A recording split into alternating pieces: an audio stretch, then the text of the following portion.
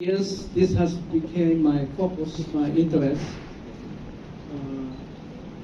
checking about the design of the product called marriage. And due to the rising statistics of problematic marriages and family here in the Philippines, and even worldwide, we put up we established the Marriage and Family Institute here in the Philippines. It's a non-sectarian or non-religious organization that focuses on strengthening the marriage and the family. In fact, we call it, our advocacy is to, and for the last 30 years, I've been reviewing all those cases about marriage, and we discovered one very important principle that most married couples forget. We consulted the philosophers, we consulted the scientists, all their studies. For many centuries, they have studied this thing called marriage. And the only way that you will experience stress in marriage is when you don't know the design of the marriage. Not just the design, but the research or the scientific research about the marriage. Because they discovered that there is some nature within us that cannot be violated. There is some nature program or program by nature, an attitude that you don't control, a habit that you don't manage or invented or created. So when that is violated, it means your spouse just violated your nature. The top one needed by the husband, even the scientists have concluded, they are all in one voice telling us that the greatest need of the husband is respect.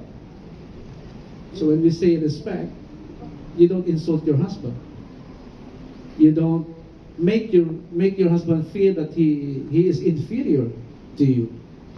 You don't make your husband feel bad when he is not present or look bad in the eyes of your friends.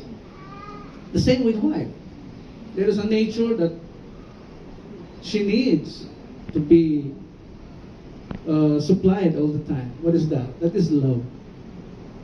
Love. And they spell love in this way, AFFECTION. And all these scientific findings,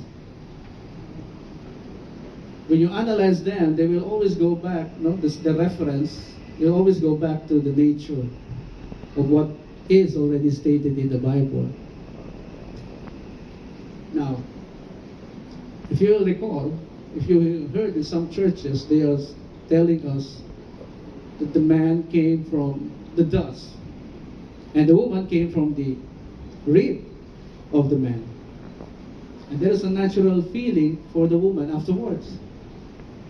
There was a reason for doing that, because God can also make the woman from the soil or from the dust, but He did not do it. So He opened the body of the man and get one rib and formed the woman. What are the effects of that? It means that she is your baby. We are the first one who produce another human being. And when you feel that you are a baby, that you are your husband's baby, you always want to be comforted all the time, right? How do we treat the baby? We treat the baby with full care, protection, and guidance. We don't allow the child or the baby to feel hungry all the time. The baby must be fed all the time, protected all the time. That's how every woman feels. Because every woman is a man's baby, according to Dr. Miles Monroe. So that's why they expect the husband to provide for everything that you need, that they need. You expect your husband to provide for everything that you need. And I understand that deep in your hearts, you just want to stay at home and be a wife and be a mother. That's how you feel. You don't invent that. You don't create that. It's a natural feeling. the moment you activated the relationship law. And so, this is one principle that most married couples are not aware of. That's why teaching it right is very important, so you can make the right decisions. When you are educated, or when you are miseducated, for sure you will make the wrong decisions. So we discovered also that one great scientist named Albert Einstein, he said, marriage is a risk. So when we say it's a risk, it can shorten or lengthen your life, depending on how you treat each other. And he said, one condition, you can only enjoy that marriage if you have the same spirit. Because one body only requires one spirit. He is right. Because even if you ask the creator of marriage, he said, the husband will leave his father and mother and cling into his wife, and the two shall become one flesh. And that one flesh involves your psychological, your spiritual, and your physical. Those three components that Abraham Maslow is talking about. And those three areas are the ones that you need to unite. In other words, you don't decide alone. You don't make decisions, and you will just surprise your spouse later on. No. Before you decide, you have to consult your wife or vice versa. You just make one decision, and you will enjoy married life. What else? In our family code, they describe marriage as special contract. Special contract. Remember that our education also came from the West. Yeah? All right. So it's a special contract, which means not subject to our stipulations. And I know some of the lawyers here would agree with me. So I discovered that when it is not subject to our stipulations, it means it is not subject to our terms and conditions.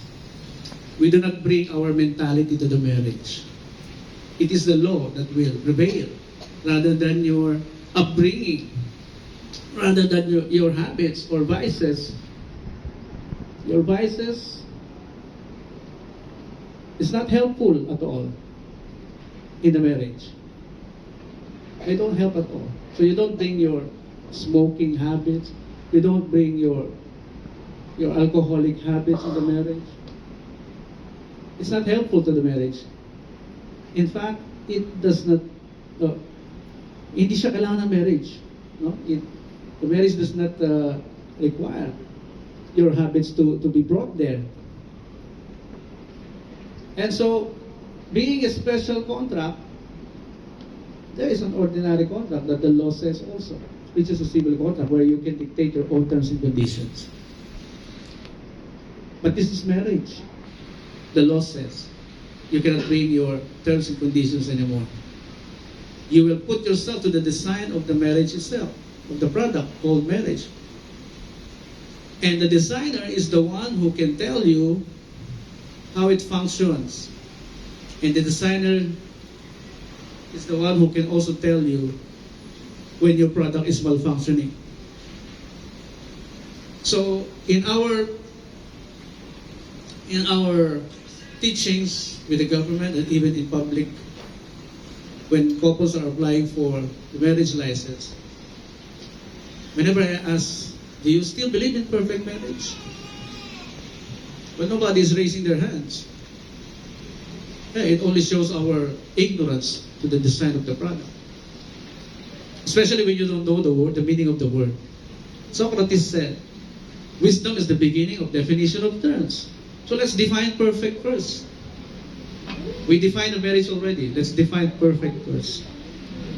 In my studies, I discovered that the word perfect was used at the time when scientists know how to invent measurements. So whenever they will create a product, there is always a design. So if it does not fit the design, they don't call it perfect. So when they adjust the product to the design, then they call it perfect. That's the first time they use it. So if you talk about perfect marriage, you can only enjoy that if yourselves, if both of you are aligned to the design of the product. With the designers, it is not a suggestion. It's scientifically proven that the women are created to be emotional. That makes sense. When the Creator said to the husbands, do not be harsh to your wife. And proper communication, therefore, is necessary when you talk to your wife. For example, if she cooks, and your reaction, Alan, is, why is it so salty? She will get hurt. She may not cook anymore because your first reaction was very negative. Right, girls? That's harsh, right? That's harsh. When you tell your spouse you are getting fat now, that's harsh, right? So there must be a skill for every husband how to communicate to the wife, not directly, even though your intention is very good. No? Even though you insist that you are right, that's not the right thing to say to your wife. Okay? It's not subject to your conditions or terms. When you hear the Creator of marriage tells you, wives, submit and support, or submit and respect your husband, it is not also a suggestion. It's not subject to your stipulations or terms and conditions. You cannot tell the Creator of marriage, why would I respect him if he does not love me? No. You just follow. You just comply. Okay? Because democracy is invented by the Greeks. You can never find any rights in the Bible. It's invented by the Greeks. The democracy. So when you deal with the Creator of marriage, when you deal with the Creator of the universe, you're not entitled to negotiate. You're not entitled to your rights. Okay? Because He is the King of Kings. Okay? And that is, no one has come out in the open to oppose that principle. Okay? And finally, obviously the only part of our body that is unprotected is our back. Our back. So how to fight problems together as a couple? You put yourself back to back. And I called two actors to play that, to show that to us. I called my friend from UK also. Brother, come here. He's a good friend from UK. Daniel, with his Filipino wife. Come here in front, brother. Show them how you take each other. Yeah. Back to back. They are on fighting stance. You fight. Yeah. You fight the problem together. You don't blame your spouse. You don't waste time delaying the solutions, but you discuss it together. No? So that in every way the problem will attack you. You can both see it. Because when you face each other, there's a tendency for you to blame each other. So better position yourselves like this. So in every problem, even if it's beyond your control or under your control, you fight together as a couple. And you become one body. Okay? Very simple. And he will give a short message for the couple. You ready, brother? First of all, many congratulations once again, and thank you very much for allowing us to be a part of this ceremony. I'm going to be very biased on both sides of things, both from being, of course, from England myself, but also with being with Filipina myself for many, many years. One thing that's evident in the world, what we all need from a young age till as you both mentioned, to the very last breath, is what we need, when all we need is love. And the beautiful thing about love is that you can come from two completely different backgrounds, as you both are, and it can mean the same thing, and can really bring togetherness, and can really be the definition of our lives. And it's what can give us the strength to carry on. And in my experiences, as I'm sure you'll both agree, we both come from these different backgrounds, but we offer that same support, that same love, no judgment. Our families, irrespective of where they come from, they will offer their support. I'm sure with your family, Alan, they've accepted my Christiana, and my Christiana, I'm sure they've done the same with Alan as well. And that's the most beautiful thing. And the more that we can be open together, we can communicate together, look hand in hand, back to back, face the challenges that life will bring to us, and always be there for one another, it's only going to bring an eternity of happiness. And it's as evident as it is today, you two are definitely made for each other. And I'm sure there's going to be many more great years ahead. So thank you once again, and many congratulations.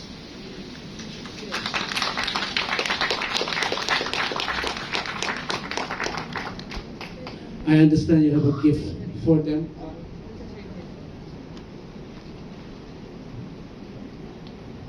It's now different. We as a guest, we give you a gift. Okay? Yes, it's a pleasure. It's a pleasure.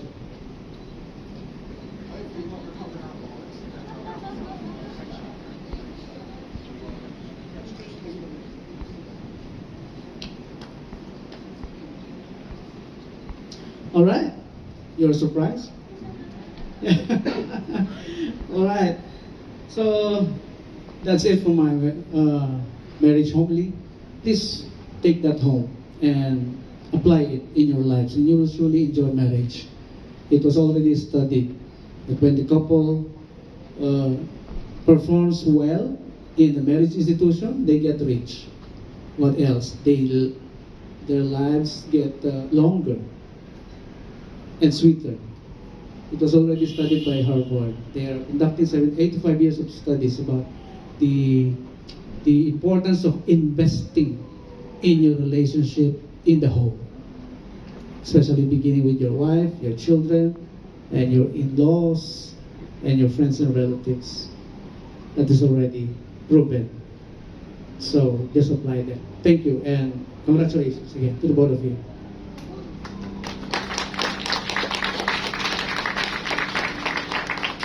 So now we'll proceed with the ring.